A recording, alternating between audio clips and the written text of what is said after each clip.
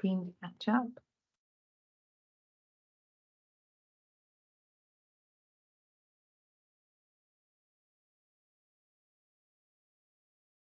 So good morning, everybody, and welcome to this public board meeting of NHS Highland. Welcome, everybody, board members, members of the public, members of the press. We're all accessing this meeting virtually, so it's good to see lots of people here today.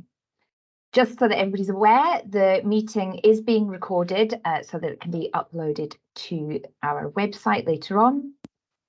I'd also just like to remind everybody that we don't use the chat function in this particular meeting.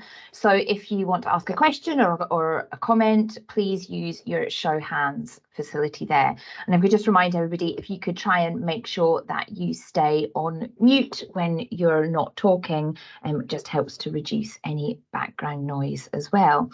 It's lovely to see everybody's faces, but of course, if you're having difficulty with your connection and you need to switch your camera off, that's okay as well. So just before we get to the business, I'd like to take this opportunity to remind everybody that the NHS Highlands Ministerial Annual Review is taking place this week on Friday. That's the 29th of September. So that will include a public session that's going to be held in the ground floor auditorium of the Centre for Health Science at Inverness, and that's at 2 o'clock in the afternoon. So all members of the public are welcome to attend that session, either in person, you can come along, or we do have the option for people to join remotely as well. Obviously, we're quite a large area. We know that everybody can't pop to Inverness, so that option is available as well. There will be a link, or there is a link, sorry, available on our website for anybody who wants to do that. You can join through Teams, but we will also record it and it'll go up on the website afterwards if people want to watch it as well. So without further ado, we'll get down to business. First of all, Ruth, do we have any apologies? Thank you, Sarah. Yes, we do. For today's meeting, we have apologies from Alec Anderson, from Katrina Sinclair, and I've also been advised that Muriel Coburn will be late in arriving to the meeting. Thank you. That's great, Ruth. And I think, Alistair, you maybe need to pop out briefly at some point during the day, but so committee services can check that attendance later on when they're doing the minute. Okay, do we have any declarations of interest? Alistair. Yes, good morning, Sarah, and good morning, everyone. I had considered making a declaration of interest in my capacity as a Highland councillor.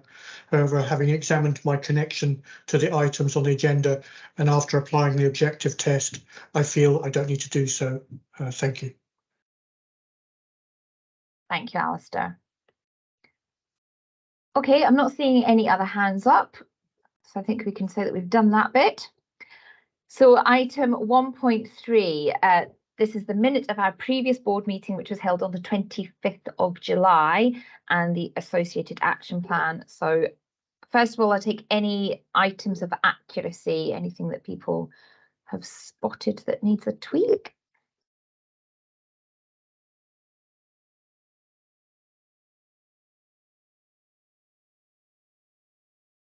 I'm not seeing any hands up there, so are we all happy to take that as an accurate record of our last meeting? Great, okay. And just checking on the action plan, I don't know if there's anything in particular that anybody wants to pick up from that action plan.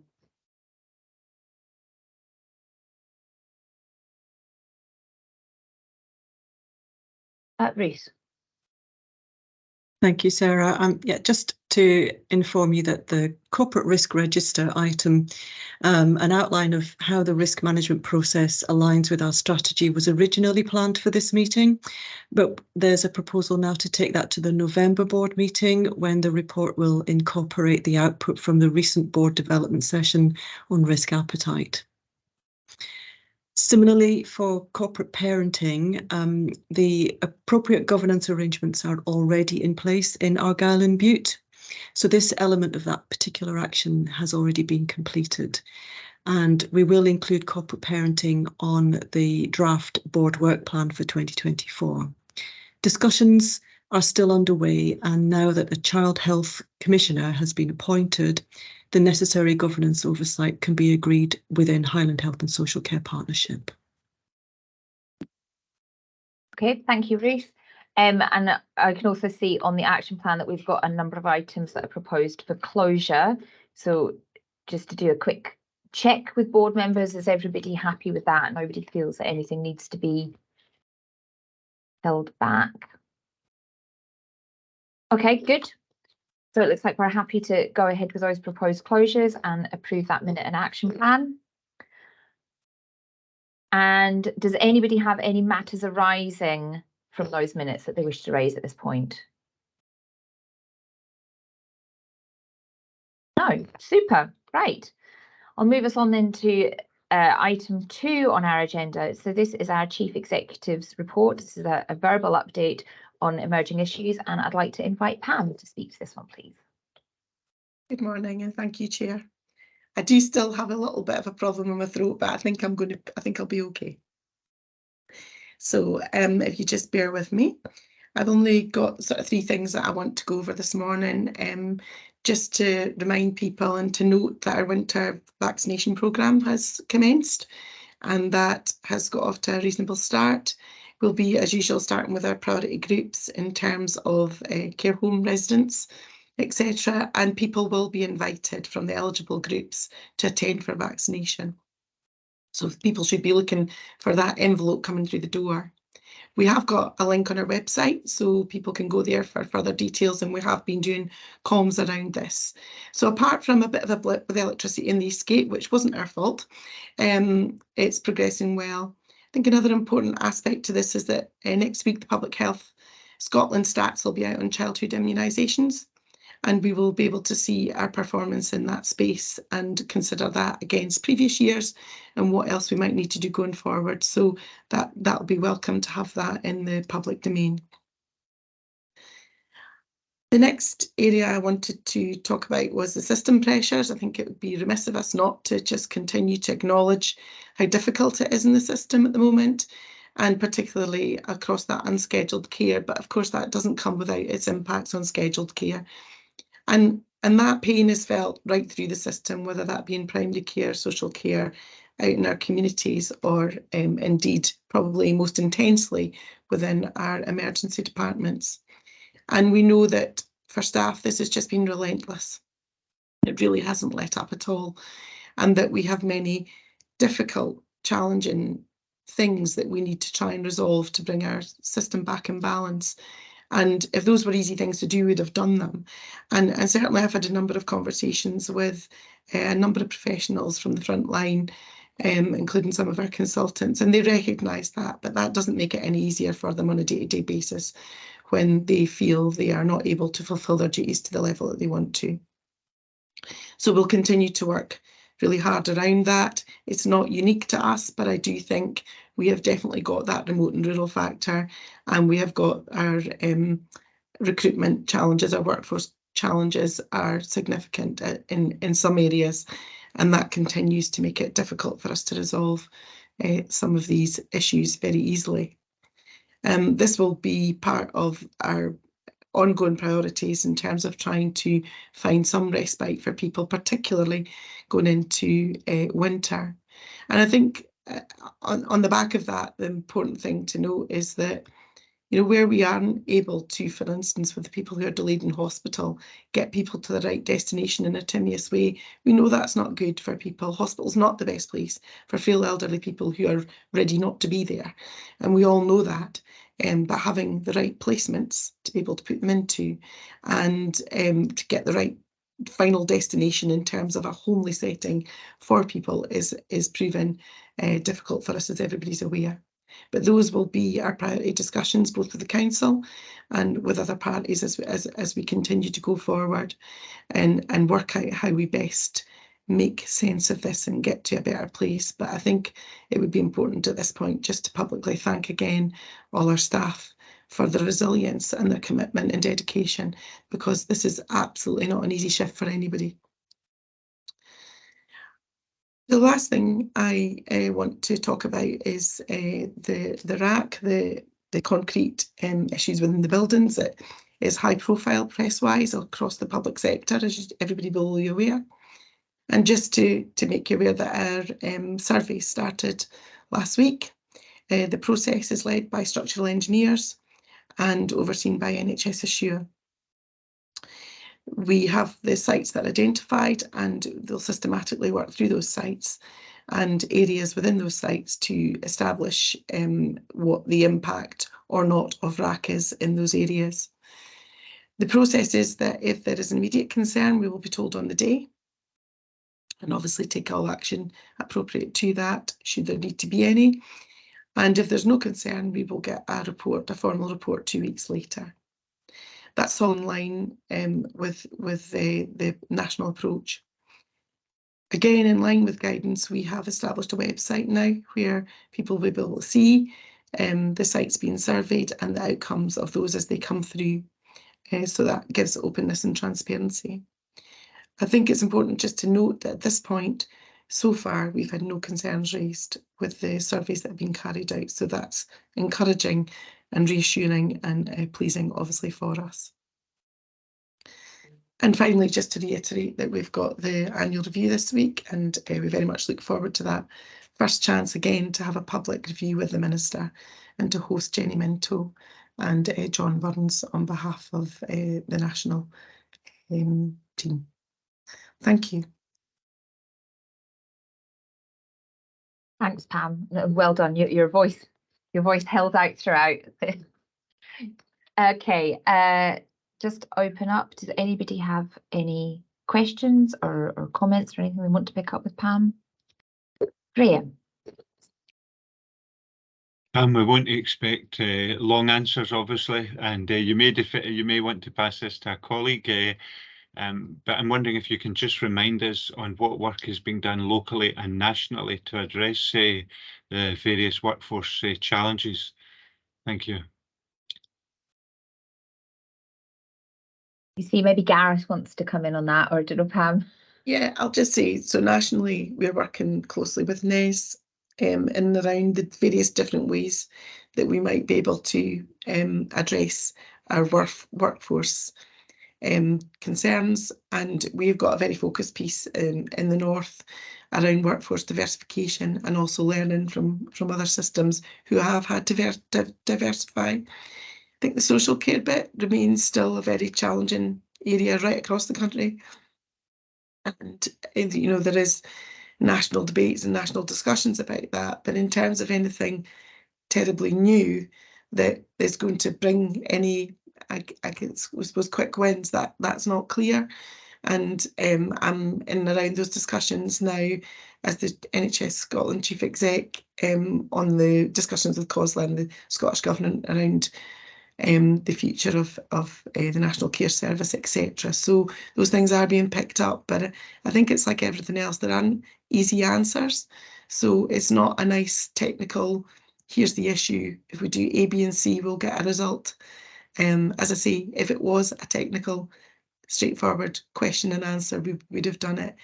This is definitely wicked territory. Gareth will be able to expand a bit on what we're doing locally, but we're definitely not resting on our laurels in this arena.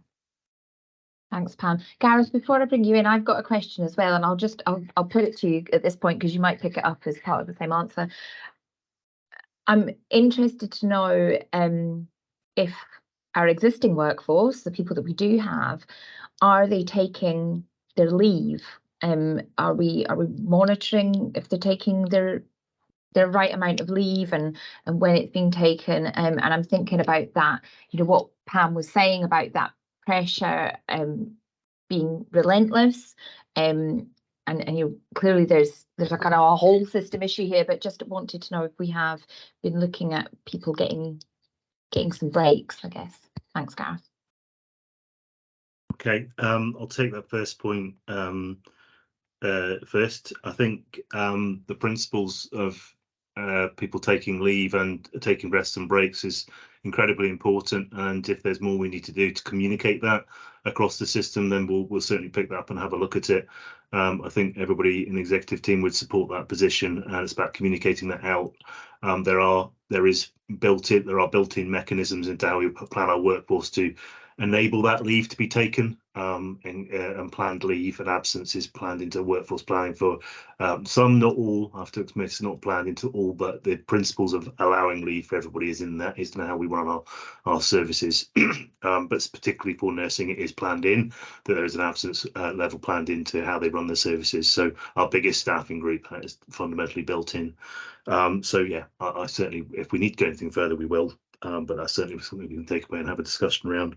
I think picking up on workforce diversification, I think Pam's summarised it very well in terms of there are no easy short-term fixes. I think in terms of what's happening nationally, we need to pick up on, and are picking up on, the opportunities around alternative models of workforce, particularly in relation to medical staffing and the use of what's referred to as medical associate practitioners. There are some challenges in and around that aspect in terms of taking our colleagues with us, because the key issue is painting the picture of the future. So if we recruit more and more medical associate practitioners, we need to be very clear how they work in relation to our consultant and medical staffing workforce, so they're welcoming of these new roles, and don't feel threatened by these new roles. So there is some sensitivities to work through with our consultants and medical staffing around that, and how to implement that. The other areas which Louise has been working hard on, as well as looking at across nursing and AHPs, adult health professionals groups, is looking at the non-registered workforce as well, and alternatives to the traditional, traditional is probably the wrong word, the existing degree level courses that take you into nursing, for example. So we had a conversation yesterday in relation to how we progress further the nursing associate role and the nursing associate practitioner role, which the latter is a non-registered role, which can mean we can delegate roles from registrants in the system, and change the skill mix, so we can look at how we can address that locally. And they're expected at a national level in Scotland for something to be coming out at the end of the year with further position statement on how we're going to take that forwards in Scotland. So it is a medium to longer term plan. What we also need to do is make sure that we have appropriate management of the staff, utilisation of the workforce we have currently. And that is the other programme which we are then preparing for implementation of the Safe Staffing Act in March, April 24. So we're currently got a programme up and running across all our professions, looking at how we can make sure we assure the board and others that have right mechanisms for escalating any risks associated with shortages, how we move resources around within the system to address those risks, and how we make best use of the skills workforce we have already. So there's a number of, I suppose for me, there's two things: longer-term fixes and short-term risk management, and making sure we make best use of the workforce we have, aligned to where it's needed, should be concentrated. Thank you, Gareth.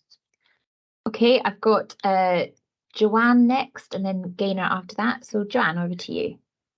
Thank you. And Pam, I note that you were speaking about the vaccine rollout. I just wondered, I noted that there was problems around the booking system at the end of August into September, around locations, and people were being given locations very far away, and it was very hard to get anything locally. I just wanted assurance that that had been resolved ahead of the next cohort of people being invited to go for vaccines, and can I seek assurance that we're actually learning from these difficulties, because we've kind of come across it before last winter as well. Thank you. Thanks, Joanne. Yeah, we've absolutely had these discussions up front about making sure that we don't repeat the mistakes of the past. I think what we need to acknowledge, though, as well, that is a national system that we don't have full control over in terms of that. But Tim, can you or Fiona or Pam come in and just say a bit about how that's gone so far this time? Yeah. If I can come in quickly, I mean, I think it's certainly it's an important, a very important question. We've had problems in the past. I can certainly give assurance that the issue is being addressed, and that things are an awful lot better than they've been in the past. There will always say always, it's almost inevitable that there will be some issues, and given our geography and the nature of the national system, occasional times when things go wrong, it'll be a lot less than it's been in the past.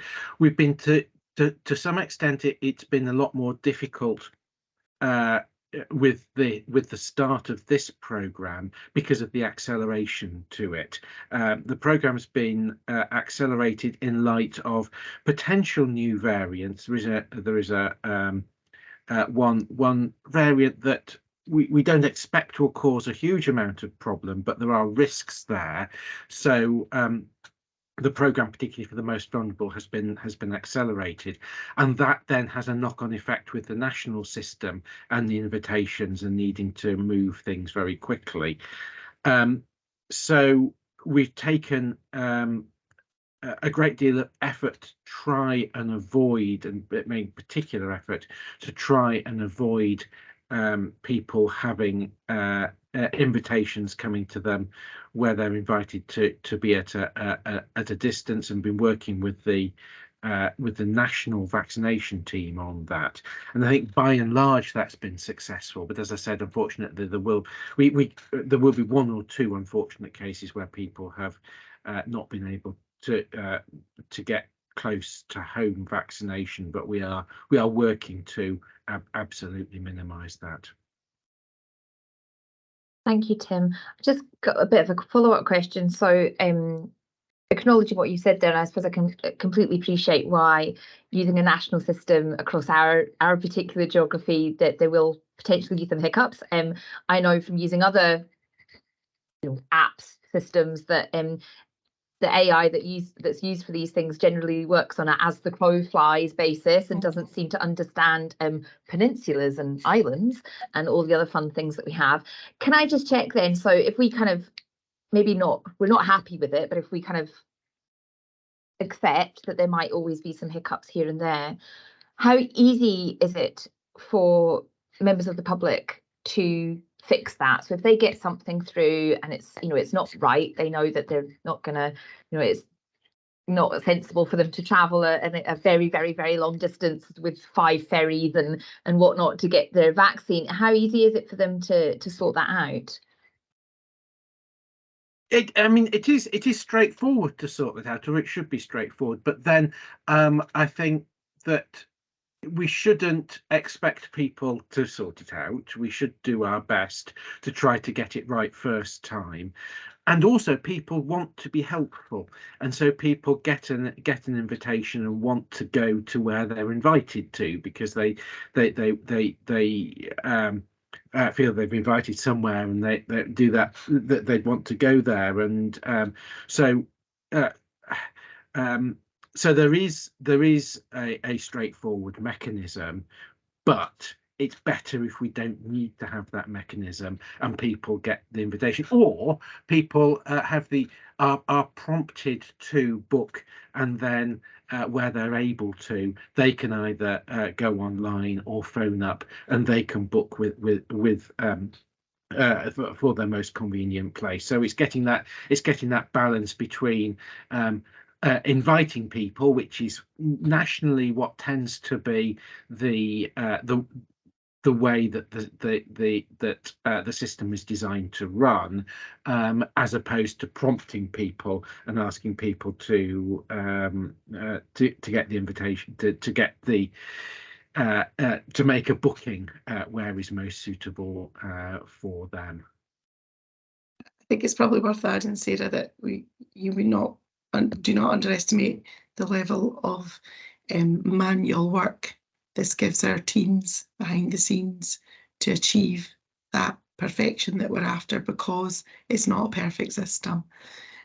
So it's always really difficult when things don't quite work out, because these teams are working their socks off to get this right. The check-in, the double check-in, the lists, the files they have to generate are significant, and that wouldn't be the case if the system form followed function, if you like it. And that's an easy, that's a criticism in one level, but a national system's always going to have those kind of glitches in it. Any algorithm will, but the local teams have got to do a significant piece of work and checking here. So, you know, I think we just need to keep surveillance again of, you know, complaints, or, you know, usually we start to hear things through the counsellor. So we've tried to be upfront about how it's looking with our stakeholder communication, where you might hear issues, so that if counsellors start getting phone calls or MSPs, they've got an upfront knowledge that we would have expected there to maybe be an issue there or not. So we're trying to be proactive in our comms, because I think that was probably another difficulty last time. It was much more difficult than had been anticipated, and there was a lot of learning, not just for us, but in relation to the national system in that last round. But again, just acknowledging the level of work and leadership in trying to get this right at a team level is huge. Thanks, Pam. No, absolutely. I don't underestimate that at all. And I suppose also to recognise the huge amount of work and the huge number of vaccines that we are delivering to people is not to be forgotten. Okay, sorry, a couple of other people waiting to come in. We went a bit off-piste on that one. I've got Gaynor next, please. Thank you. It's to go back to flow through our hospitals, and particularly Raigmore and our system pressures. So I've been around Raigmore at the main entrance last week and this week for a couple of days a week, looking to take staff on some staff health walks. And it's been really interesting that I've been able to just bump into people and speak to people. And something was put to me. So we've talked about our staffing capacity, but in terms of flow, how much is that impacted by our clinical space capacity and our beds? Or is that very much linked to our staffing capacity? Because I do feel that some people are not sure or a little bit frustrated about what we're doing within our clinical spaces to accommodate those that we need to accommodate to be admitted to hospital in a timely fashion. And how are we looking at those clinical spaces in order to I guess, if we're not able to free up beds, are we able to add more clinical space or more beds? And how are we looking at managing that going forward? But I guess also balancing that up with our wish to have more people cared for at home and in a homely setting. So how are we kind of squaring those two circles? Thank you.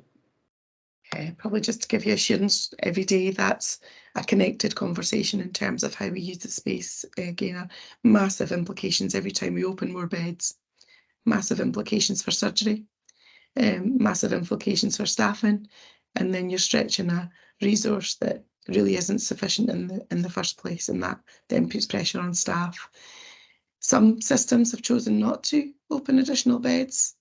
There's a whole other pressure comes with that. None of these choices easy, and also a performance in your 4-hour target that will be it gets into the realms of where clinicians feel harm is, of significant interest to them. So it's an absolute balancing part at the moment. It's really difficult, but I don't think we've opened more beds. It's definitely not the answer. And we know historically that the more beds you open, the more you fill. We have to try something a bit different. And actually, if you think about the level of delays that we've got, and these are all people who shouldn't be in hospital, who should be either at home, in a residential setting, if we're sticking with policy.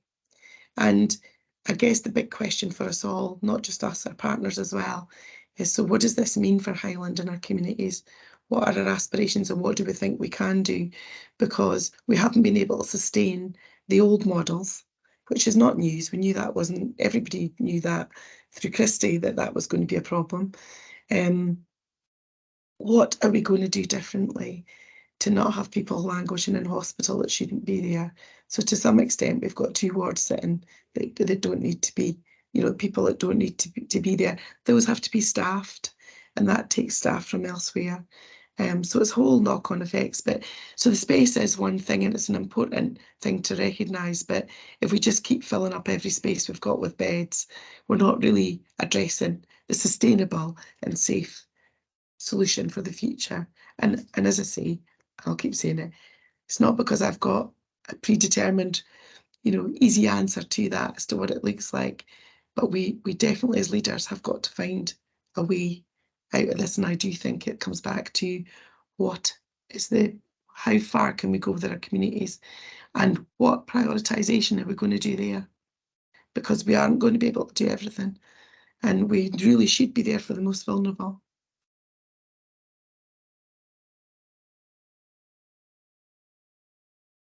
Thanks, Pam. Sorry, I had a sticky button there. Gareth, did you want to come in on that particular item? Yes, I think it relates back to the question that was asked earlier in the session around balancing clinical risk against workforce risk, and that we are live to that. So the apparently simple solution is to think about opening beds in some respects, but they, as Pam's articulated, they need to be staffed. We're already stretching our workforce as a result of the existing bed base that we have. So I suppose part of it's about communicating with our staff and articulating to them that that's not necessarily the solution for us, because actually it puts more pressure on our staff. I think that's the thing that we need to be stronger on in terms of the downsides of having more beds open. It stretches our substantive staffing. It increases our use of agency staffing.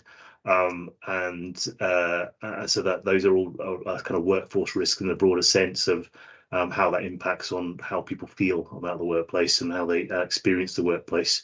And as Pam says, the longer term, the wicked problem is the issue to address, so that we actually get to a more sustainable workplace feeling, for want of a better word, where it feels normal and it feels that we're not doing exceptional things in the workplace. And I suppose having extra beds open that we don't need is an element of exceptional, to deal with the pressures of the pandemic, etc., and other things that have happened to us. So yeah, just re-echoing that they go hand in hand, don't they? Solving the system problems also helps us solve our workforce problems and how the workforce feel about being at work as well. Thanks, Gareth. Sorry, Garrett, you've been waiting patiently. I'll bring you in now. Yeah, it's just about the vaccinations. I mean, I don't know how, obviously logistics-wise, how it works, but I feel that it's probably going to be easy for the elderly if you just send them a booking of when and where, instead of inviting them to go online or telephone. Obviously, if they're super surfers, then great, but I know quite a few that aren't, so it just became a bit of a problem for a few people. Thanks, Garrett. Yeah, that digital divide is important. And Tim, I'll bring you in. Yeah, I mean, I think just to come back on that, certainly I agree, and that is why we're trying to get the balance, and I think that's why certainly from the nationally there's a desire to send the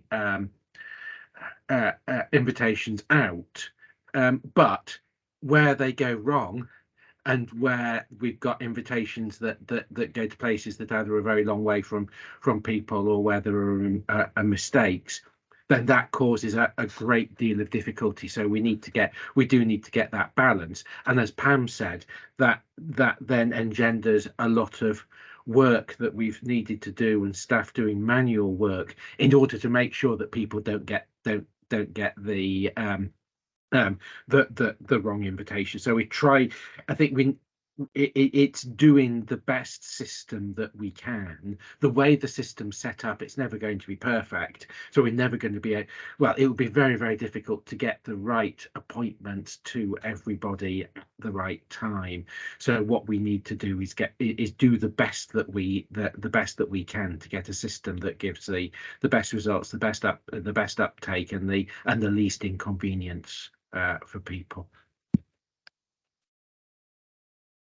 Thank you, Tim. Okay, thank you, everybody. That was a good discussion. Pam, you're despite your hoarse voice, you've stimulated lots of questions and thought.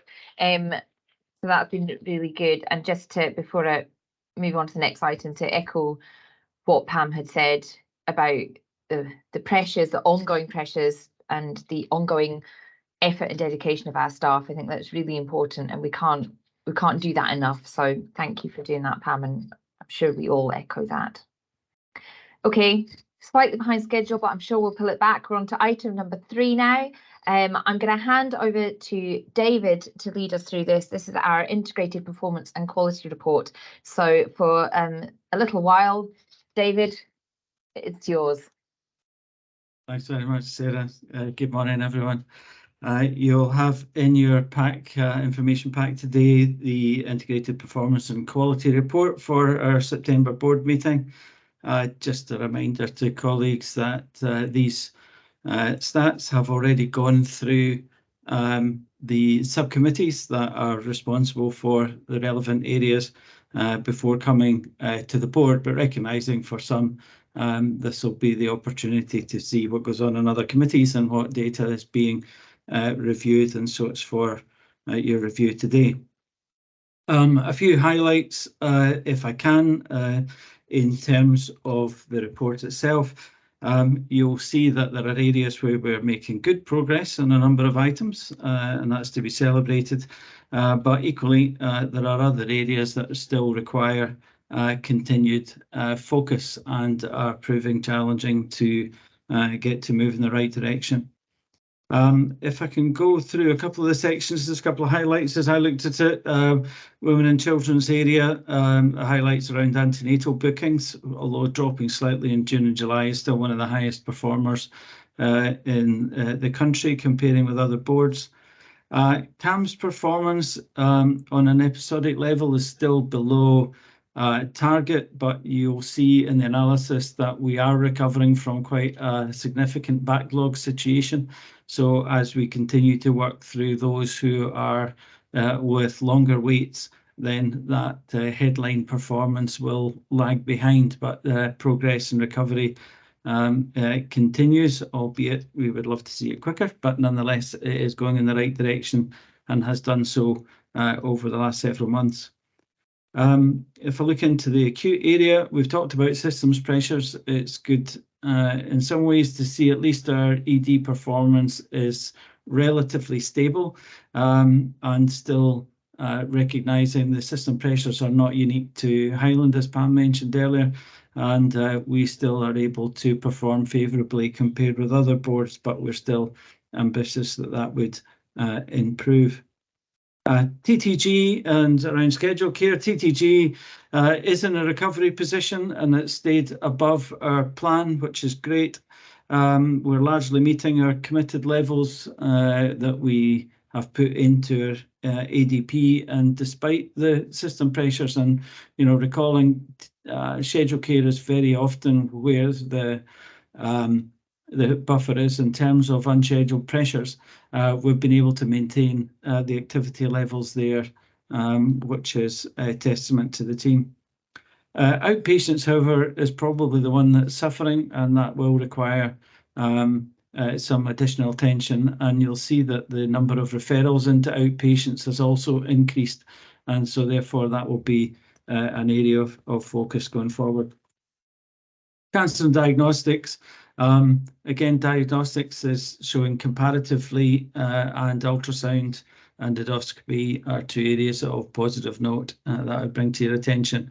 And then 31 days and 62 days, we've seen great recovery over recent months. This is obviously of high importance to the board, as well as national importance. And it's good to see that our performance is going in the right direction. 99% for 31 days is exceptional, and while 62 days achievement of 79.5% is still below the national target, it still showed marked improvement, and puts us in a more favourable position as we compare ourselves nationally. Community and mental health, delayed discharges we've talked about remains one of the most challenging areas and one of the most complex areas that we have, and is not one that we're satisfied with, and the teams have been working hard in terms of action plans. You'll see the winter plan will come up in discussion later in the board papers, and that just captures a fraction of some of the work that's going on in that space. Psychological therapies is still improving. Again, it's still below target, but is now close to performing at the national average. Then finally, in our quality section, it was raised around adverse events at our last board meeting, and there's some questions around that, there's some analysis provided. I thought it was important that the top 2 areas between slip, strips and falls and violent and aggressive behaviour accounted for 38% of the total adverse events that were raised. One positive note to that is the data around inpatient falls has reduced in the latest month. I would be cautious. It's a single data point at this point in time. I'm glad it's gone in the right direction as a single data point, but we'll need to see if we're able to maintain that performance over time. So we should continue to monitor that. Finally, at the end of the report, there is the schedule for the next IPQRs and when data should be available against the various metrics. Feedback on that is always welcome. And with that, I will open it up for questions, and I'll look to my colleagues to be able to support me on those questions. Alistair, good morning. Good morning, David, and thank you very much for your thorough introduction to this. I think that the cancer, I often speak on cancer matters at the board and at committee, and I think the cancer statistics are excellent, and Catherine and her team needs to be congratulated, and that needs to be cascaded down through the whole department, because that really is an excellent result for the 31-day performance. And the 62-day performance, it must put us in the higher quartile in Scotland. If I'm reading it right, maybe 5th or 6th in Scotland. So I think that really is spectacular. Looking back on it, Catherine and David, it seems, and I looked back a couple of years, it seems that January and February in particular have been low points for the 31-day and the 62-day statistics. And it might just be worth seeing, you know, learning from the history of it, is there anything that we can put in place now to ensure that we can maintain and sustain this excellent performance, knowing that in the past this has been a low point for us. On CAMS, we previously talked at other meetings about trying to project for the future as to what the future might look for statistics, and I think CAMS is a good example for that. If we are deliberately targeting those that have waited the longest, as opposed to meeting the current target, then we won't meet our current target of for CAMS of seeing people within 18 weeks. And it'd be useful to know some trajectory or prediction as to, if we carry on with that strategy, when will we start to meet the current target for CAMS. In terms of NDAS, I don't know if there's a magic element to this, but if there was 28 referrals a month in 2019 and there's 155 now, then we're going to need an awful lot more staff, which are very difficult to recruit to deal with it, or we need to change the flow or the way that we manage NDAS referrals, because obviously the fact that it's gone from 28 to 155, there's nothing we can easily do to correct that. So it'd be interesting to know what we're discussing with partners, in particular the council, to deal with that. And again, on delayed discharges, I appreciate some of the delayed discharges are down to the fact that care at home is not in place, and we know that there's 2,600 hours per week that need to be absorbed, and that would be 75 full-time equivalent staff. We know that are often not full-time equivalent staff, so you're probably taking over 100 part-time staff to do it, which is a huge ask to turn that tanker around. But we also know with delayed discharges that some of them are caused by people exercising their right or having no capacity to make a decision. And it'd be useful if we could perhaps think, is there any other innovations that have occurred in the UK in terms of putting in third sector partners to perhaps broker almost a deal between families, the patient and the clinicians to try to help advocate a delayed discharge situation. But overall, I still really like the format of this report, and it'd be useful to know when we'll be able to see some future planning in terms of predictions and trajectory for the future coming into it. But thank you for that. Thanks, Alistair. In some ways, trajectories are quite difficult to do. So what we have added into is where we have made commitments around scheduled care, for example, is where there is an obvious committed plan. And doing that, I think just one point, and I'm going to bring in Catherine in a second around CAMS. If you look at the analysis on the right-hand chart, you'll see that activity is spread across all of the waiting zones, if I can describe them that way in terms of time zones. But given that the longest waits were heavily weighted, then it should improve. But in your point about projection around that and anticipation is absolutely valid. But Catherine, can I come to you around both cancer, CAMS and NDAS, please?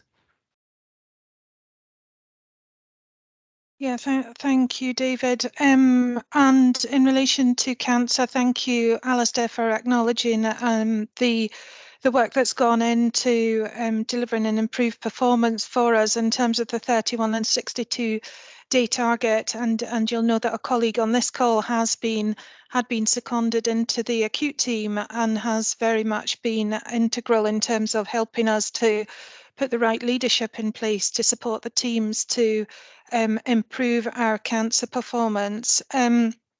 We do plan to continue that on through winter.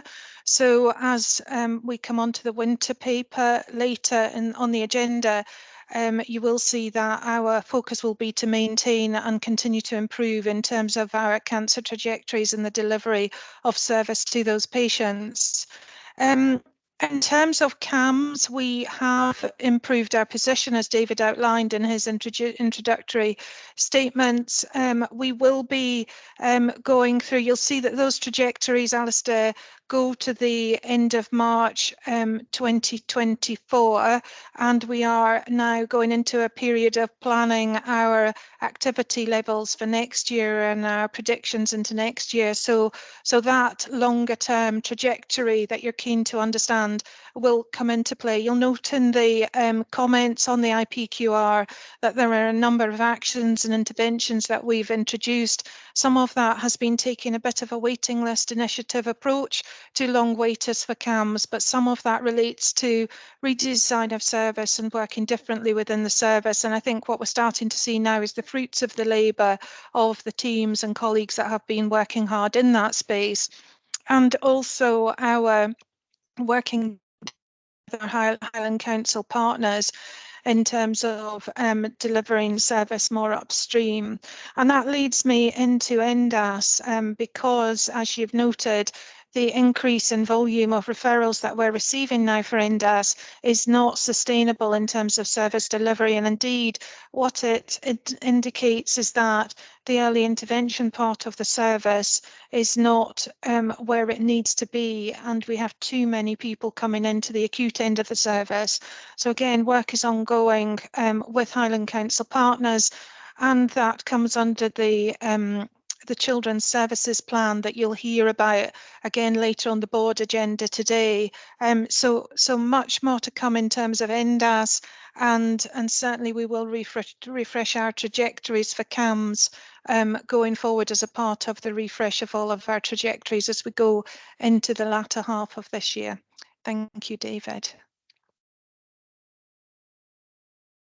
Thanks, Catherine. And the question around delayed discharges and AWI, Pam or Fiona, if you wanted to make comment around the complexity or opportunity around that space.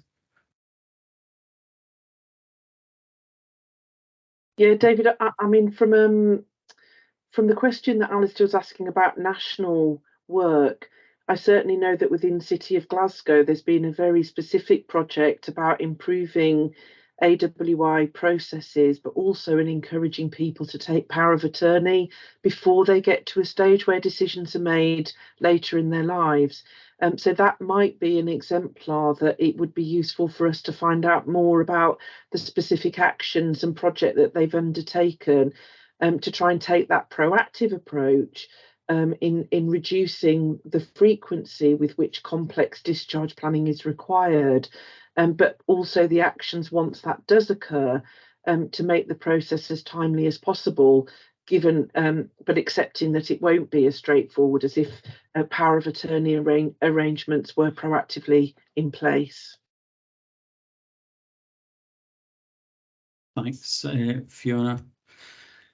Okay, Graham, can I come to you, please?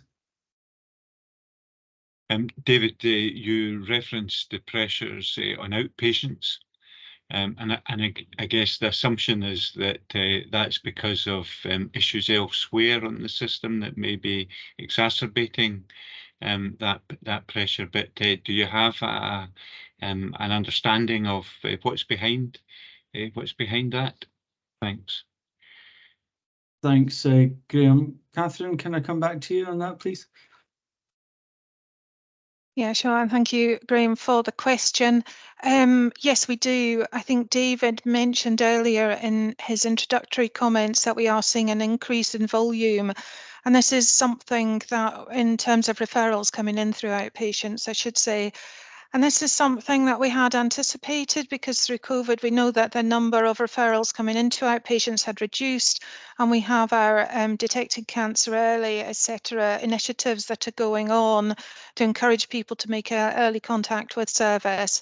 Also, we have noted in the past that as we start to improve waiting times in certain quarters, then we do start to see increasing volumes of referrals coming through. It's just a pattern that you see when you start to impact and reduce the waiting time for people. So we've got a number of initiatives that are going on, looking at how we work differently in terms of outpatients. You'll be aware of us delivering through virtual mechanisms, and there's a variety of those. We're looking at our patient-initiated returns, and can we reduce the number of times that patients return to service, and we're working through that with clinical colleagues to ensure that is appropriate and fits for service users and deliverers. And also we have our ACRT initiatives, where we found that we can be much more efficient and effective in terms of utilisation of capacity. So we're looking at this through a number of fronts, and also we will be starting to reset our activity plans as we look into next financial year to understand what our response to that is going to be. We have a limited amount of capacity from clinical colleagues, so we are looking at how do we work differently, different models of service delivery. Gareth alluded to those earlier in the meeting as well, to try and increase capacity, but we do need to then balance across our outpatient and our TTG activity, because we only have so much consultant job plan to go round, and we have to decide where our priorities are going to lie in terms of that. So quite a complex picture, Graham, but hopefully that gives you some detail of what we're looking at behind the scenes. Thank you. Thanks for your question, Graham. Anne, can I come to you, please?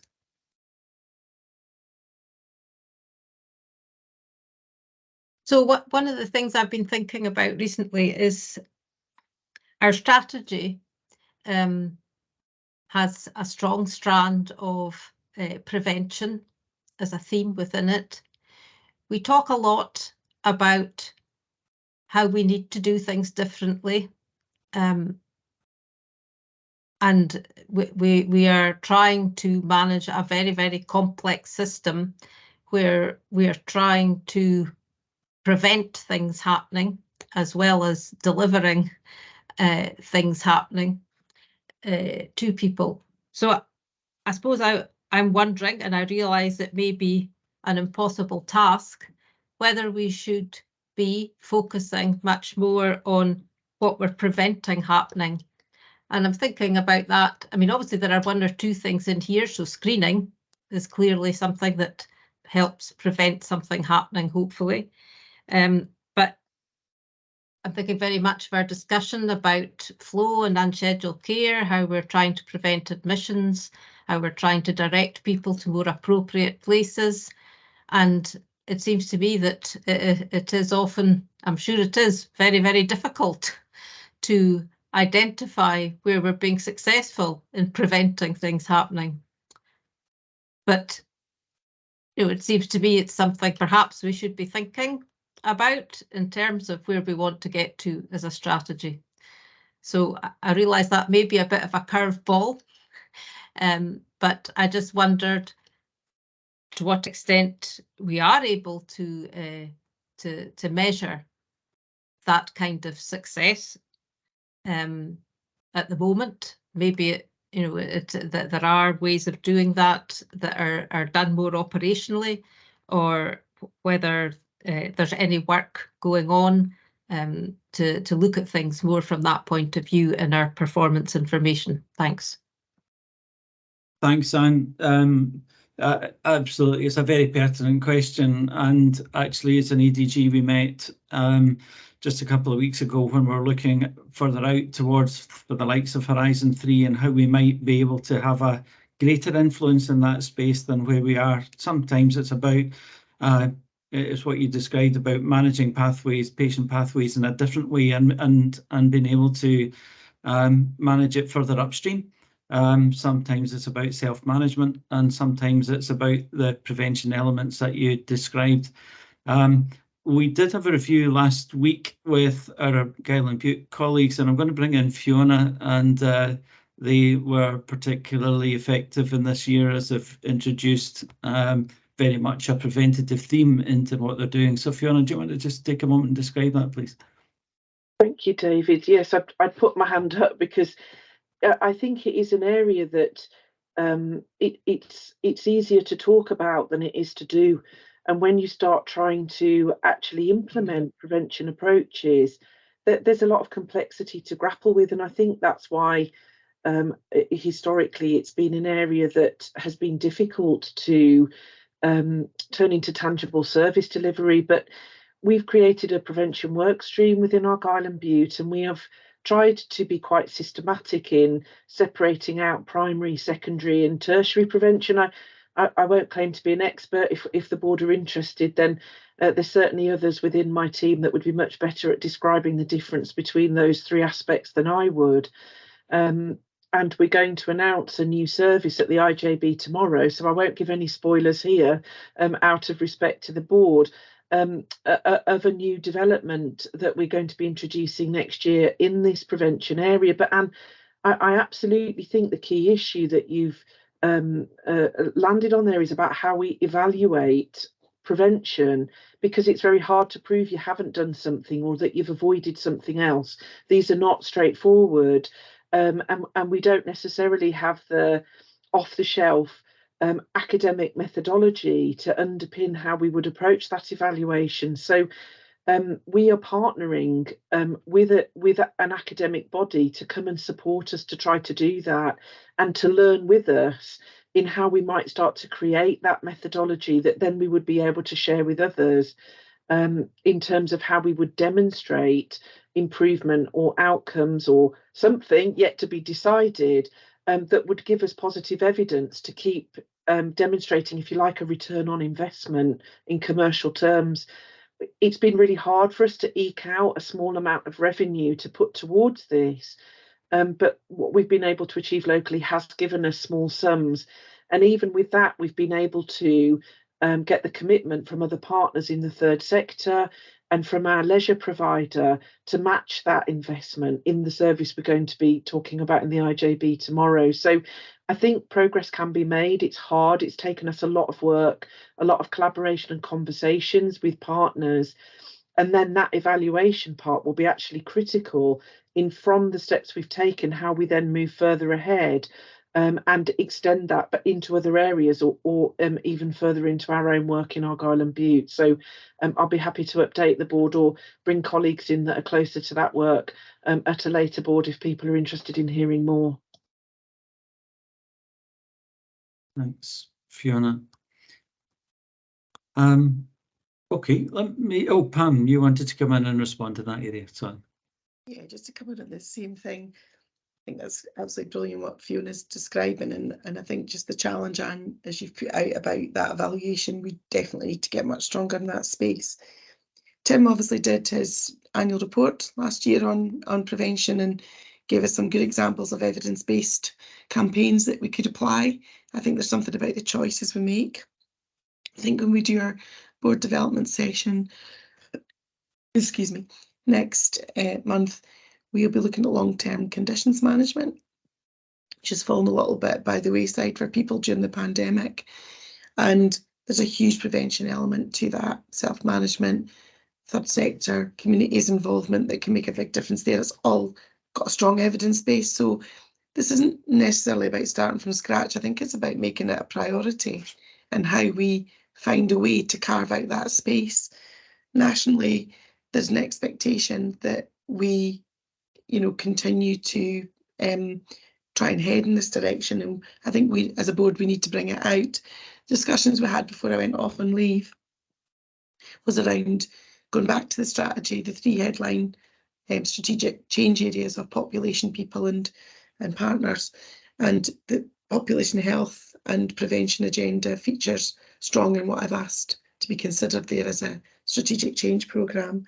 But I think there are layers to it, as Fiona's described, in terms of primary, secondary and tertiary prevention. So I think we can bring something together more coherent that maybe allows us to make different decisions going forward, because at some point we have got to stop the trend of continuing to work at the high end of things, and it's often a small investment that brings a great gain at that other end, and we need to use the evidence and information that we already have, as well as be maybe a little bit more bold in how we demonstrate the difference and also what we tolerate as measures of impact and outcome. So I think we're in the right space of that discussion and looking for that to be a priority programme going forward. So I think when we have our board development session, we can talk a bit more about that. The National Winter Summit was full of prevention activity that's been done before. And I did make that observation, not in a negative way. So this is stuff we know. How do we get the shape in that means we're doing it and we're not just talking about what we used to do? And it's very much in those realms of self-management and making a difference in that space. So I think we just need to formalise it and be a bit bolder in it. And we've talked about that before. I think we've got a mechanism to do that now. And we can learn from our Gallen Butte. Thanks, Pam. And always a topic, as Fiona said, always generates much discussion. And the tricky bit and the challenging part is how do you put it into practice, and how do you prioritise and select, and how do you evaluate? But it sounds like that's a good setup for the discussion to be coming on that space. Jerry, you've been waiting patiently, or at least you've been waiting. Oh, I'm fine. Thank you very much. Thank you very much, David. Just following up on that prevention piece, we had an excellent development session of the Health and Social Care Committee last week on the development of the IPQR, and prevention was very much to the forefront of that. So I think the timing of a development session, really board briefing, will be ideal in terms of how we move that forward. And I look forward to seeing what Argyll and Bute IJB are going to announce tomorrow, and hopefully learning from that, because I think, as Pam has just said there, there's lots of prevention initiatives out there which we could be learning from and adopting it and taking forward. So maybe just a few questions and observations for this morning. Probably just the first one, which I'll probably say this rather facetiously, but it's probably true. Just in the opening paragraph, the data went to the Health and Social Care Committee as well. It was omitted from the list on page 12, just to complete the governance loop there. Probably just continuing the prevention theme. I noticed a comment in relation to alcohol brief interventions that the local enhanced services is getting developed. It might be useful just to get an update on that. I don't know if we've got a data issue in the smoking cessation charts, but they do seem to have dropped off a cliff in the final quarter there. It'd be interesting just to understand that. And probably the last observation I would just like to make is probably it's not specifically about delayed discharges, but it's using the context of delayed discharges. We had an excellent, again, at our development session last week at the Health and Social Care Committee. We had an excellent discussion about that, but it was actually recognising, and I think Pam has said this morning already. Yes, the number is high. I mean, I have to remember that is a number of individuals who would be better served being somewhere else. I think the other bit of the conversation as well is we're very well of the gaps. I think Alison mentioned the 2,500 hours per week gap in home care at the moment. It's the impact that's having on the remaining service providers in the service as well, whether it be care at home, whether it be home care.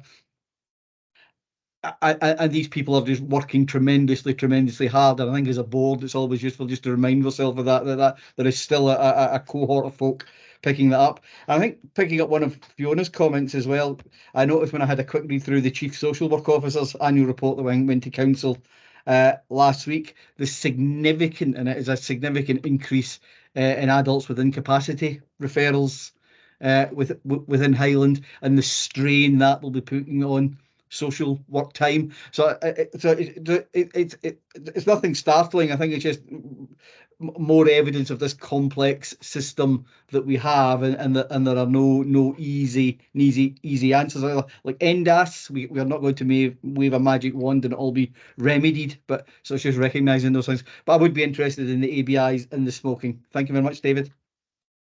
Thanks very much, Jerry, and happy to correct the reference to the Highland Health and Social Care Committee, a committee that I used to attend regularly. We'll make sure that that's corrected. I think your comments related to delayed discharges is very apt. It's an objective observation that tells us that our system's not in balance at the moment. It's not a reflection on the amount of effort and energy or pressure that our teams are in and working under. And so I think we need to be clear that we draw the distinction between those two. However, it is our collective challenge to try and solve what seems like an impossible problem and be able to make the optimal solution in there. And that will require a level of change and a level of change of risk that we're prepared to take, recognising that some things we may try to unlock it may work and some may be less effective. And it's just being able to work together to be able to get into those spaces. And I know Pam and the team and you talked about the development session, and I know both community and acute colleagues have been working closely together to be able to see how they both work together as best as possible, as well as the individual areas and what they can do to resolve that. Maybe if I can come to your questions now relating to smoking cessation, Tim, maybe if I can come to you. And then maybe Pam Kremen, if I can come to you around alcohol brief interventions, please. Probably easiest, David, if I deal with both of them, because the alcohol brief interventions is more a public health issue, I think, rather than service delivery. So to go for smoking first, I think that links very well with the prevention agenda, because actually, in terms of smoking quitting, it's about the most effective and the most cost-effective thing that we can do, and we really need to push on it. In answer to the specific question, there are data issues. It's worth noting that on the IPQR, the particular indicator that is down is smoking within more deprived communities, which I think having that indicator is good. Well, very good for one reason. It's one of the few indicators that actually focuses specifically on health inequalities, and that's something that I think we need to stress and develop further. However, the absolute numbers overall are quite small, and as you rightly point out, it does look like it's dropped off a cliff.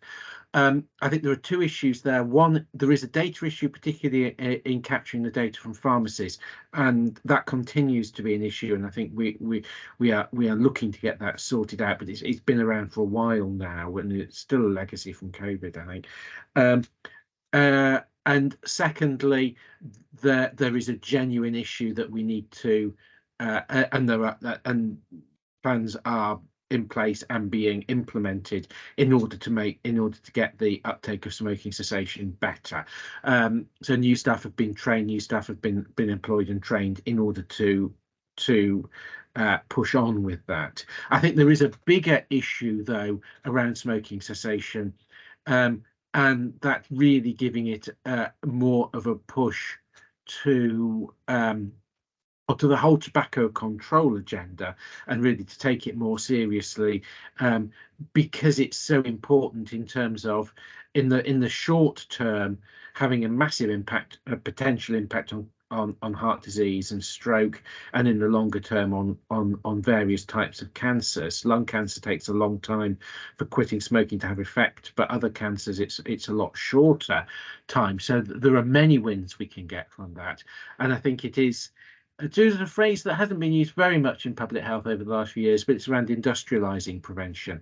And it's making sure that we really tackle that at all levels, and that includes in the wider communities, with people, particularly from our poorest communities where smoking prevalence is higher, and we're looking overall in somewhere in the region of 20%, maybe slightly lower than that. We've also got issues of nicotine addiction, looking at vaping, and there are major concerns with it, which has been expressed within both councils, and is high on the national agenda about vaping, and particularly vaping with children. So we've got wider issues, but we've also got the issues of smoking within our own house and our own estate.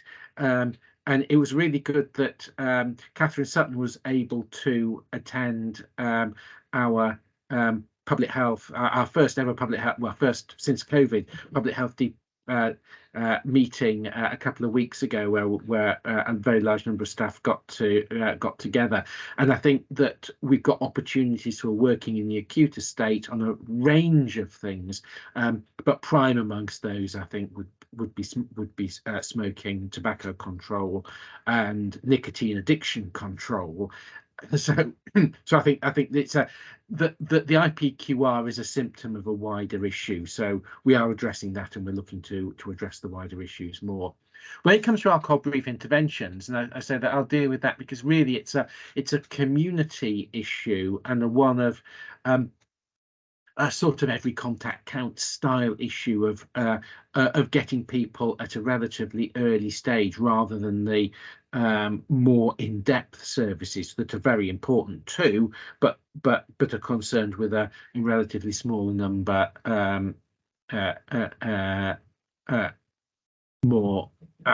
smaller number of people.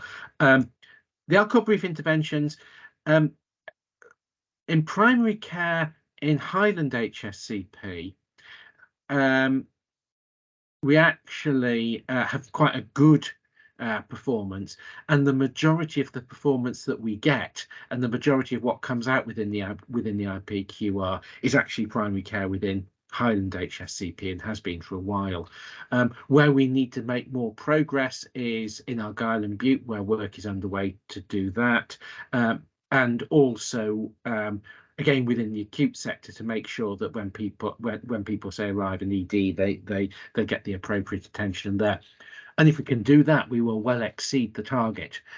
So we've been getting by.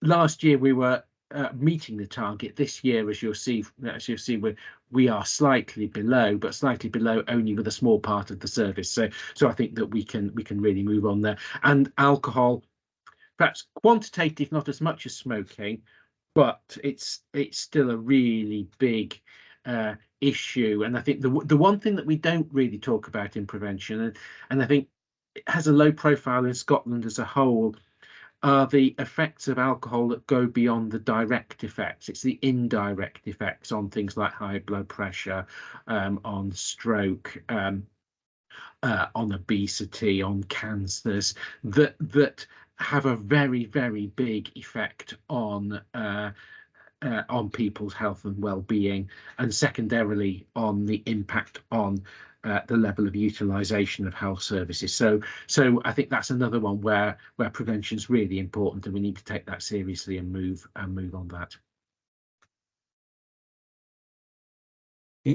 Thank you. I think there are no more hands. Thanks for your questions. It's good to hear them and test how we're looking at the data that we present in IPQR, and thanks to my fellow colleagues for being able to respond. One final bit of positive information. I teased around the falls improvement, whether that was going to be sustained or not. If you recall, the report only goes to June. Louise has given me the update that in next IPQR that you'll see that performance has been sustained with a reduction in inpatient falls. So that's good news. And with that, Sarah, I'll hand back to you. Thank you. And thank you, David, for chairing for the last 45 minutes. Great. Okay, so as David said, just to remind everybody, all of the data that we see in the IPQR obviously goes through our various governance committees as well, but that's been a really good discussion that we've had today on some important topics. And just to remind everybody, we are being asked to note the continued and sustained pressures facing both NHS Highland and our Commission to Care Services, and consider that level of performance across the system, which we've done, and take moderate assurance from the report that we've seen today. Are board members happy to do that? Great. Seeing thumbs up and nods. Great. Thank you very much, everybody.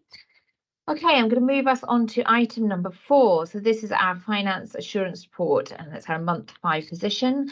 And I am going to invite Heleth to take us through this item, please. Thank you, Sarah. Just the first thing I want to highlight is you might notice there's a change in presentation of the report this month. So it is something we tested out with the FRP committee at the last committee meeting. And we've just tried to make a little bit punchier with more tabular information charts and some highlights information, with the intention of developing that further if that style and presentation is accepted. I'm happy to take any feedback for future changes to that report as well. Just to highlight, the key position for month 5 is an overspend of 32.65 million, which is forecast to increase to the adjusted planned position of 55.774 million. This position does currently assume delivery of the full savings target of 29.5 million, which does remain a high risk, hence the limited assurance. Briefly looking at the positions of each of the individual areas, we're seeing the same trajectory as previously reported, the same pressures. There isn't any significant changes to highlight from previous patterns and information. You can see from the allocation slides that there is still an additional 94.5 million of allocations that we are anticipating, so they're in our figures, but they've not yet formally been confirmed. And those allocations are still coming through in dribs and drabs on a monthly basis. We don't consider them to be a high risk, but we are seeing more of the ad hoc allocations coming through with expectations of spend, and a pattern of us having to evidence the spend that we're progressing against them as well, which is different from previous years when we've just been given the allocation. Within the Health and Social Care Partnership for Highland, again, it's the same pressures that we've reported previously, but just to highlight for the adult social care position where we've provided a bit of detail, we are forecasting, again, a break-even position. This is reliant on the use of non-recurrent reserves and delivering the savings plan for adult social care. And this leaves an underlying financial gap of around 10 million, which we are going to have to address in future years. But I did also want to highlight that it's not clear from the financial position, but there has been a lot of work recently around progressing relationships and conversations with providers, which has enabled us to prevent kind of future additional costs. So you can't see that in the figures, but that we've definitely prevented additional spend. Acute position is again similar to last year and reported at month 3. So the pressures are the same around prescribing, locum and agency spend due to additional beds and delayed discharges, as we've already discussed this morning. Support services, the central services line in there is a balance of the planned deficit. So that's where we show that planned deficit that we have in our position. And we're also within the corporate area still seeing pressures through high inflationary costs, and they're continuing.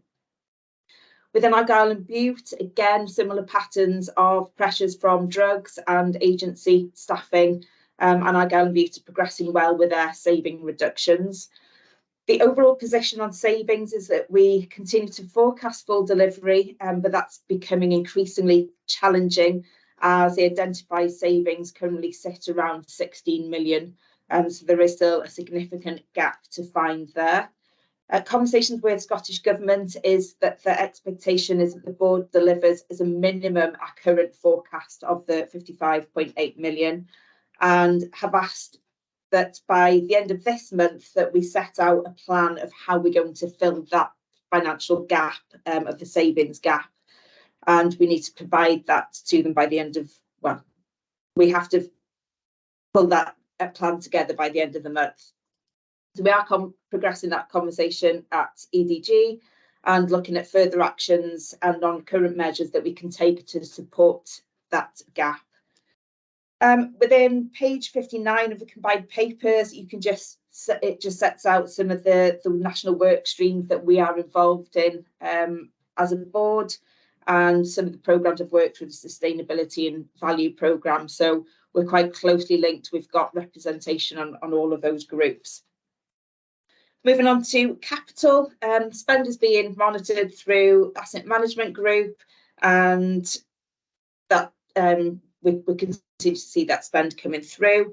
But capital is also an extremely scarce resource at the moment, so we have to be very deliberate about how we utilise this funding and recognition of the continuing kind of nature of that scarcity, as we can't rely on future capital increases, which we have seen in the past, and that can give us revenue pressures going forward. So it's something that we have to really keep a balance on, and how we invest in our capital programme versus how we maintain our current estates. And then finally, I just wanted to report at the last FRP committee, where Alan Gray from Scottish Government Finance Team attended, that there was an agreement to move to monthly FRP meetings to report and to scrutinise in particular the finance position, but also to look at the performance indicators. Therefore, I'm suggesting that to allow scrutiny of that information at FRP and EDG before that the reports coming to the board will be a month in arrears. So, for example, the next board meeting in November will be reporting the month 6 position be September, as opposed to the month 7 October position. As we've been reporting, there's been very few changes in the position and the run rates as we've been going through the year. So what we can do at board is highlight any exceptions. So if there has been an exceptional movement that we've not been anticipating, then we can highlight that along with the later position. Hopefully that's acceptable. Happy to take questions. Thanks, Beth. And I suppose, yeah, so happy if people want to come in with questions on the paper, but also interested to hear what people think about Hela's proposal. I'm certainly supportive of it if it allows us to get, but when it comes to us, it'll have been through that full range of other scrutiny with our committee, and gives us a kind of a better overall view. I'm happy to support that, Hela. Obviously, we're missing Alex's input today, so other members of FRP, feel free to jump in and be his voice. Okay, I've got Alistair followed by Susan. So Alistair, I'll bring you in first, please. Yeah, thank you, Sarah, and thank you, Hela, for the introduction. I think the format is really good. It's really easy to follow and get behind and to understand. Just a few observations.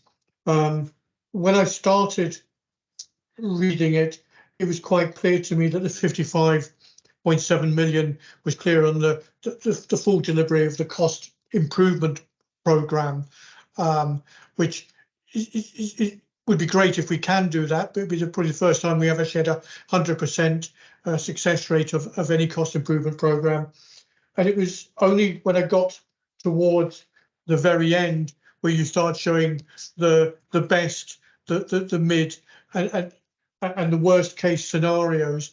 And I just wonder if we're just labouring it too much for people that are glancing through this, that we're going to come in at 55.7 when the reality is probably the likely case scenario, which is different. And I just wonder if it's a hostage to fortune on that one, and that perhaps we should be, trailing the 66 million more heavily if we're saying that is the likely outturn. In terms of the adult social care, I just wonder the way it's shown that we're going to make break even. I almost wonder if we should actually show it at the 9.5 million, 10 million overspend, and then have a below the line entry to actually take it down to break even, because it's only break even because of the 21-22 reserves that are there. It's not operationally break even. Yet if people glance this report, they will say the Highland Health Social Care Partnership and the partnership agreement with the Highland Council has done extremely well. They've brought it in a balanced budget, but the reality is it's not a balanced budget, and it's far from a balanced budget. I just wonder if we should look at it in terms of showing it in a slightly different format. A specific question, I note that we're using 9.823 million of reserves for adult social care for 21-22. Are there any such equivalent reserves coming up for 22-23, or that we know about at this moment in time? Because if there's not, I think we probably should be saying that somewhere in the report, just to focus on it.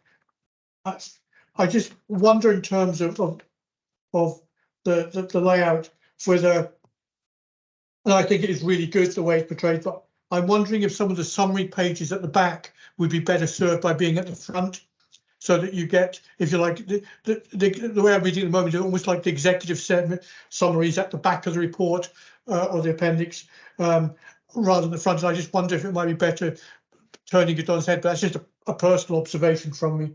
But I think the key message is, really, should we be going with 55.7 when we're actually saying the likely case is going to be higher? Thank you.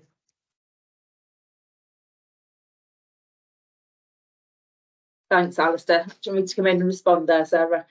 From a presentation point of view, more than happy to amend presentations. So yeah, we can pull out the information on adult social care, make it quite explicit that the position is being supported by non-recurrent reserves. Your question around ongoing and future reserves, the 21-22 was due to quite significant allocations that we had, and there was slippage in those allocations in year. We don't have our inability to spend them, so we lodged them back with the council. Any slippage in allocations that we're getting coming through this year is just offsetting the position. So when we're saying there's that 10 million of underlying deficit, we're not necessarily including some of the kind of slippages and things that we see regularly, and that's within the health budgets, and the same as it is adult social care. So that was a unique one-off year where we had allocations above what we were able to spend, so we were able to put them aside and use them for future years. So no, we're not seeing the benefit of such allocations and slippage in those allocations going forward. So once that 21-22 reserve is utilised, then that's it. There is nothing else non-recurrently to support future years.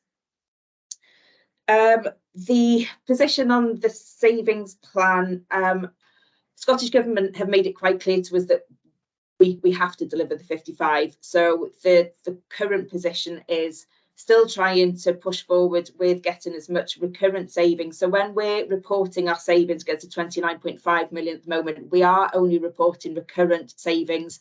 So in the past, we have allocated slippage and allocations, vacancy slippage, housekeeping, so just slippage on budgets against our savings plan. We're not doing that now. We are just looking at sustainable savings.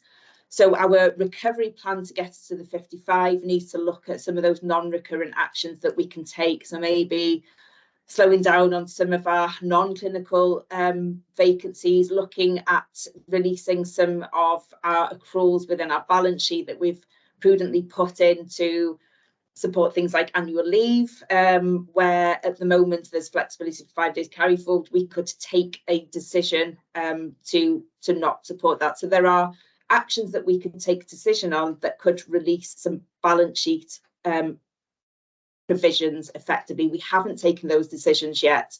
So that's the conversation that we need to take forward on what are some of the non-recurrent things that we can do that will plug that gap and bring us from the current likely position back to our best case position, which is the position that we're being asked to deliver.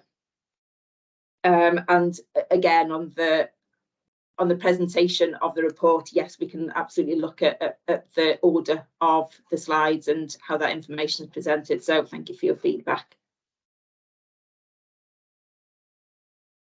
Thanks, Helen. Okay, I've got Susan next. Thank you, Chair, and thank you, Helen. And yes, I support Alice's comments. I really like the presentation of this report. I found it much easier to put the charts and the narrative together, even though previously one was below the other. I don't know, it just makes a big difference when they're side by side. It made it much more accessible to me. And I also support the notion that the summary could come first. Just look and see how that works. I think, but overall, I think it's a really good presentation of what we've got there.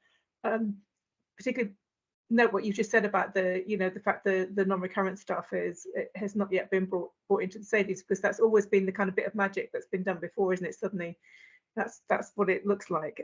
So I'm pleased that we're just looking at the recurrent position now.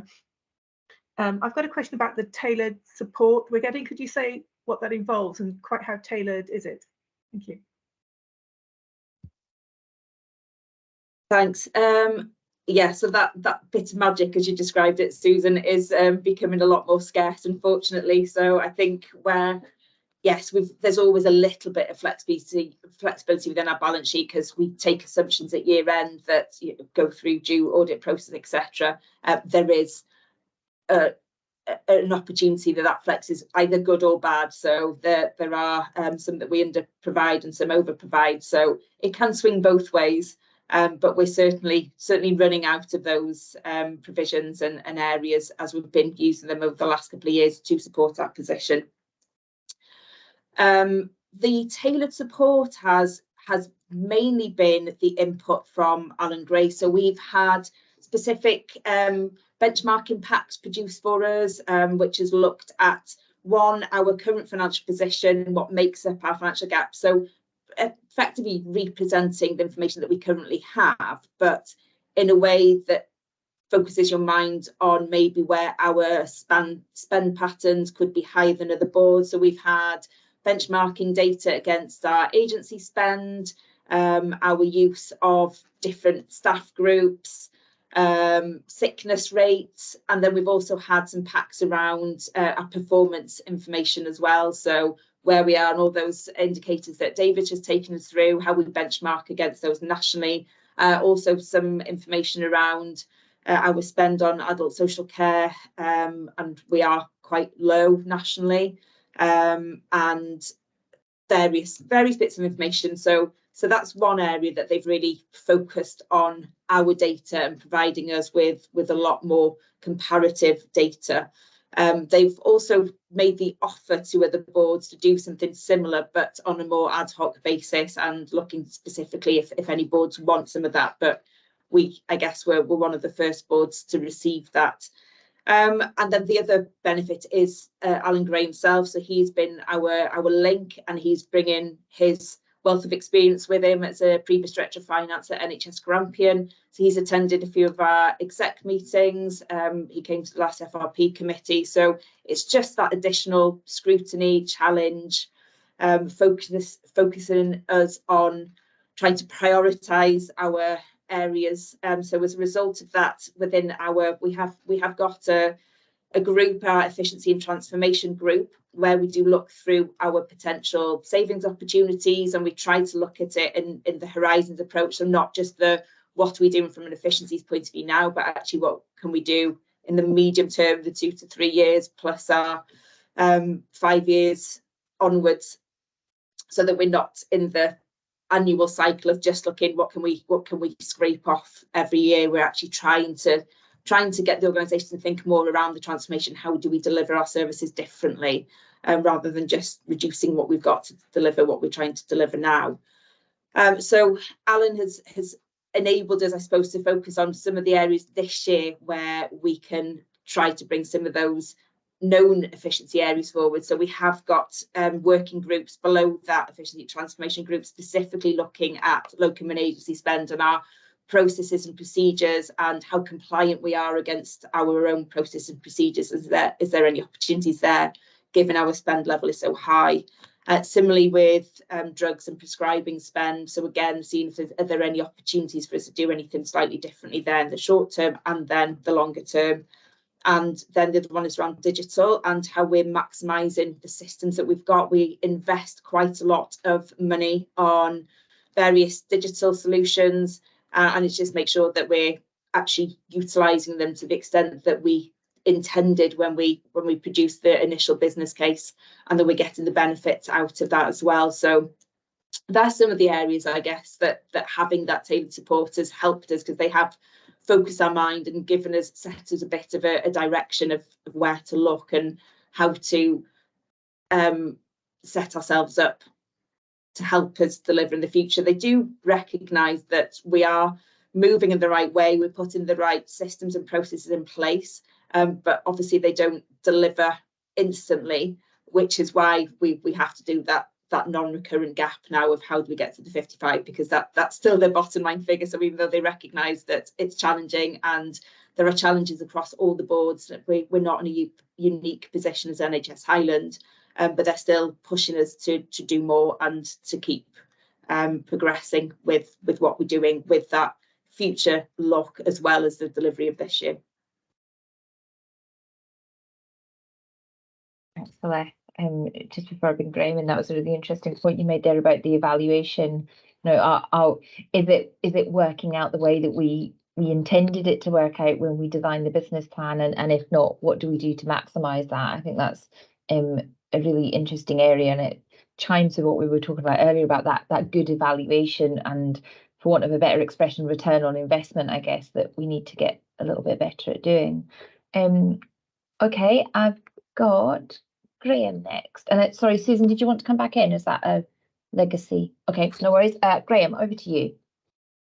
Yes, thanks. And just to pick up on a couple of these points, as we noted at the beginning, Alex has got to take some time off, and I'm stepping into what is now going to be a monthly a finance meeting. And just to reassure the rest of the board members that the execs and the non-execs are working very closely on that scrutiny that's required. And Susan asked about tailored support, and it is very helpful to get that outside perspective, but we should also be very clear that it is a detailed scrutiny of what we do, and that's helpful to us, because that's what the board and the execs are working at just now, trying to get a real picture behind what's happening with our spend and other particular areas and issues that face us as a health board that we haven't quite accounted for yet, with I think probably due to the size and the nature of the area. So it's actually, I think it's well, it's difficult for us all. I think it is going to be helpful because we're only kind of mirroring, perhaps in a slightly more exaggerated way, but we're mirroring what's happening across the health service. And it is, these are big questions for us as a country, not just this area. So the the increased scrutiny. I think while always hard, and we appreciate, we did make particular mention last week of the, of the increased pressure that puts on the execs. We also understand that this is a really important time to be doing that, and as the non-execs, we will be putting an extra eye on that. So I hope that gives some assurance and also some reinforcement to the explanation that Health has given as to where we are just now. Thanks. Thanks, Graham. That's really, really helpful. And Pam, I saw your hand went up there as well. Did you want to come in on this? Just to, I suppose just to respond a little bit to what Graham's saying there. I mean, this isn't a position that any of us are comfortable with, and neither should we be. So I don't think that discomfort's a bad thing. That, you know, we do need that challenge, and we do need, whether we had external scrutiny on us or not, we should be having the discussions that we're having. And I think it does speak to that.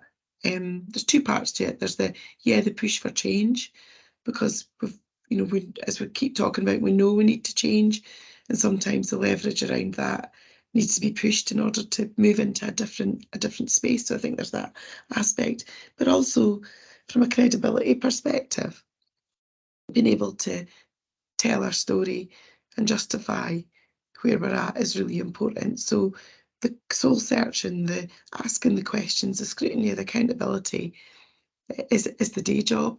So, you know, I think we appreciate the support, but I don't think as an exec team we feel we should be comfortable at the moment. And I do think we welcome the checks and balances as we try to deal with, just as you've described, what is a national challenge. But in some ways we're potentially, I think, Sarah, you've used it before, the canary in the mine, because of our unique circumstances that conflate that. So it's a real time of difficulty, but it's also a real time of getting into discussions that maybe when there is more flex in the system, people are less ready to get into. So I think, yeah, I just wanted to, I suppose, make the point that we are uncomfortable, but we probably should be, and that is okay. Thanks, Pam. Anne, I'll bring you next, please. So notwithstanding Pam's remarks there about how we should be uncomfortable, and of course we really are, maybe it's just worth noting that given the different way we are reporting the savings programme this year as recurrent, without the non-recurrent element at the moment, I don't have the figures in front of me, but I suspect on those figures we're probably almost getting to the best ever recurrent savings that we've achieved in the last few years. So it's maybe just worth noting that that is a very good effort, although it needs to be continued and increased. But really, what I wanted to just ask, given the look forward in terms of the adult social care budgets, I'm not too sure what that would be for Argyll and Bute, but obviously certainly in Highland it's concerning. I just wondered where we are in the timetables within our integration agreements in relation to discussions with our partners about next year's budgets.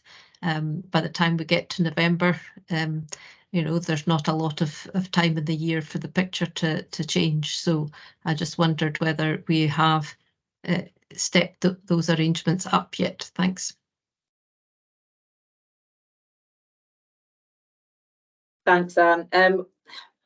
We haven't formally yet. We haven't started on the budget setting process, but I completely agree. We should, according to the integration, it should have been in September. So we do need to move on with that.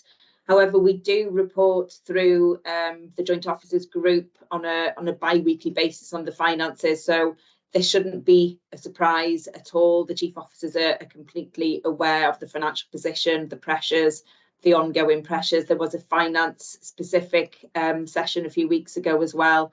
So yes, we need to progress the formal aspect as well, but not quite informally, it's going through formal groups, but that information is being provided.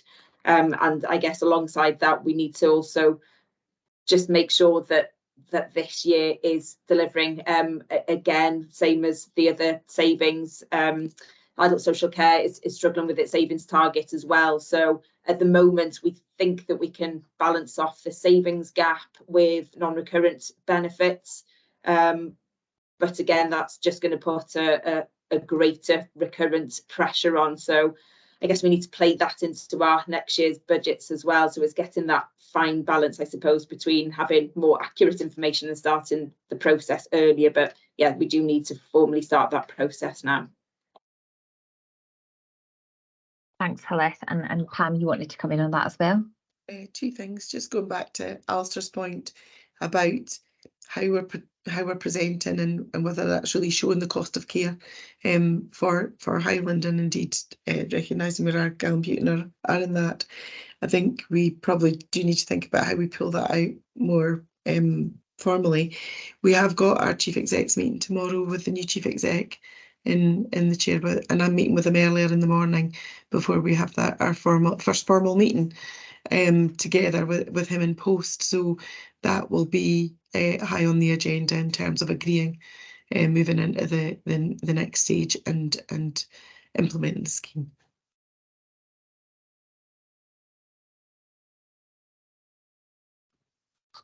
Thanks, Pam.